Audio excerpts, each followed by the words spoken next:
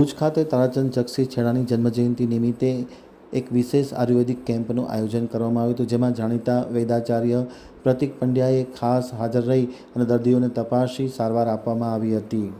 અનશનવ્રતધારી જૈન સમાજ રત્ન તારાચંદ જગસીભાઈ છેડાની 74મી જન્મજયંતિ નિમિત્તે આયોજિત નિઃશુલ્ક આયુર્વેદિક નિદાન સારવાર કેમ્પનું આયોજન કરવામાં આવ્યું હતું. મોટી સંખ્યામાં દર્દીઓએ લાભ લીધો હતો.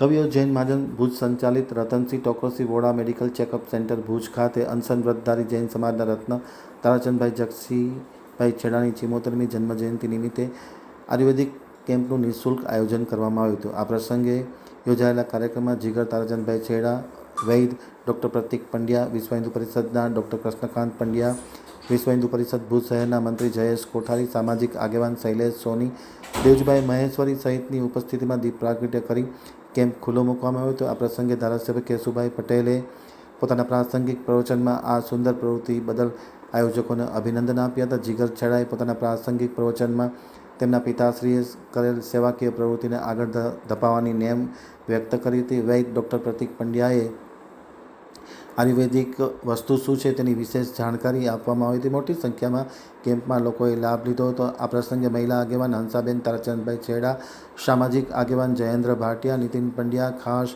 ઉપસ્થિત રહ્યા હતા.